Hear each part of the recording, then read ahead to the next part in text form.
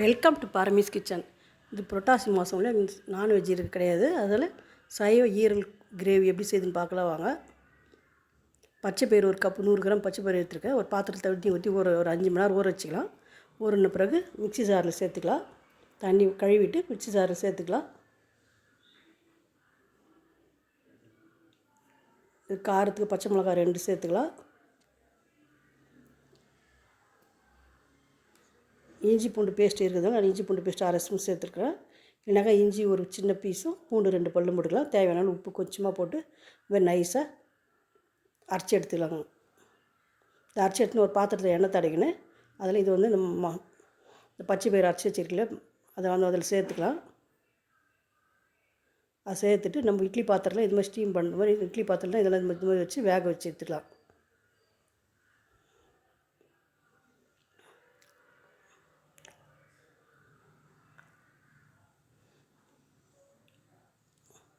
இதை வேகிறதுக்கு நம்ம மசாலா அரைச்சி எடுத்துக்கலாம். இது மசாலா கடாய் வச்சுருக்கேன். கடாயில் 2 டேபிள் ஸ்பூன் எண்ணெய் ஊற்றிக்கலாம்.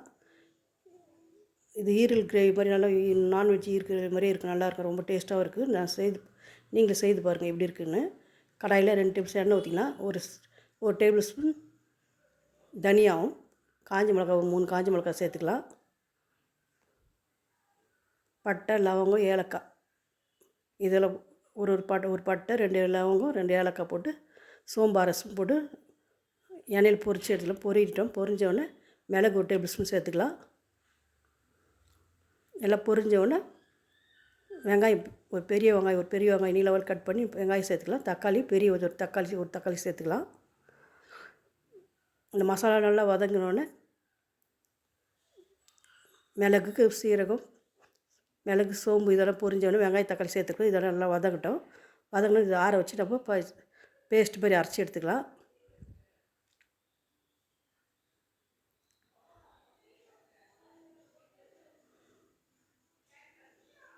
இந்த பச்சை பயிறு மசாலா வச்சுருக்கீங்களா, இது வந்துடுச்சு. இது மாதிரி ஸ்பூனில் இது மாதிரி தொட்டு பார்த்தோம்னா குத்தி எடுத்தோம்னா ஒட்டாமல் வந்துச்சுன்னா எடுத்து ஆற வச்சு நம்ம சின்ன பீஸாக கட் பண்ணி எடுத்து வச்சுக்கலாம். இந்த மசாலா வெங்காயங்கள்லாம் அரைக்கிறதுக்கு மசாலா வதக்கிறீங்களா, அதை எடுத்து தனியாக வச்சுட்டு அந்த கடாயிலே ஒரு 3 டேபிள் ஸ்பூன் எண்ணெய் ஊற்றிக்கலாம். எண்ணெய் காஞ்சோன்னா சோம்பு அரை ஸ்பூன் சோம்பு பட்டை லவங்கெல்லாம் சேர்த்துக்கலாம். சோம்பு பொரிஞ்சோன்னா வெங்காயம் கொஞ்சம் ஒரு சின்ன வெங்காயம் பொடிசாக கட் பண்ணி சேர்த்துக்கலாம். கறிவேப்பிலை கொஞ்சம் சேர்த்துக்கலாம். வெங்காயம் நல்லா வதங்கட்டும்.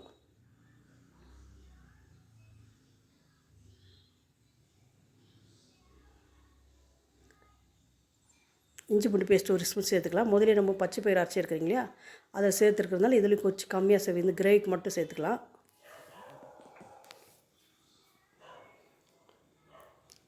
வெங்காயம் நல்லா வதங்கி பச்சை வாசனை போகணுன்னு இஞ்சி பூண்டு பேஸ்ட் சேர்த்துக்கணும். வதங்கிட்டோன்னே மசாலா அரைச்சி வச்சுக்கலாம். இந்த மசாலா இதை சேர்த்துக்கலாம்.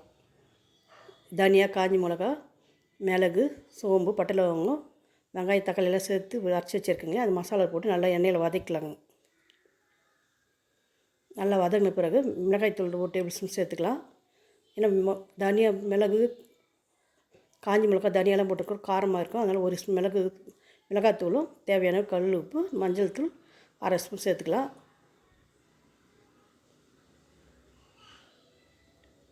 இது பச்சை வாசனை போக நல்லா வதக்கிக்கலாங்க.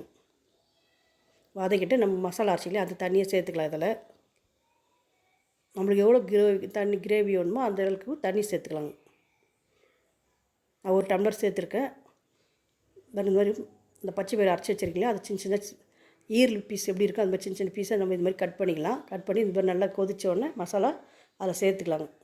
கொஞ்சம் தண்ணியோடு சேர்த்தோம்னா மசாலா இது நம்ம சேர்த்தோம்னா கொதித்து திக்காகவும் அந்த மசாலாலாம் அதில் ஊறும். நம்ம திக் ஐட்டம் சேர்த்தோம்னா இன்னும் ரொம்ப பொரியல் மாதிரி ஆகிடும். அந்த மசாலா அதில் ஊறாது. அதனால் நம்ம கொஞ்சம் தண்ணியாக இருக்க சொல்லி நம்ம இதை ஈரில் கட் பண்ணி வச்சுருக்கோங்க இல்லையா பச்சை பயிறு இது அதில் சேர்த்துட்டு நல்லா கிளறிட்டு ஒரு 5 நிமிஷம் சிம்லேயே வச்சு மூடி வைக்கலாங்க. அப்போ தான் அந்த மசாலா அந்த உள்ளெல்லாம் ஊறும். நல்லா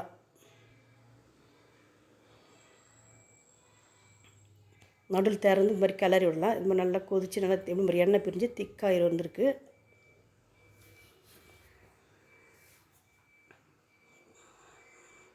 பொட்டாசி மாதம் நான்வெஜ்ஜில் அது சாப்பிடாதவங்களுக்கு இது சைவ ஈரல் கிரேவி நீங்கள் செய்து பாருங்கள். ரொம்ப டேஸ்ட்டாகவும் ரொம்ப நல்லா சுவையாகவும் இருக்குது. இப்போ நல்லா கொதித்து திக்காகி கிரேவி பதத்துக்கு வந்தோடனே நம்ம கொத்தமல்லி போட்டு இறக்கலாங்க. எண்ணெய் பிரிஞ்சு நல்லா வந்துடுச்சு. இப்போது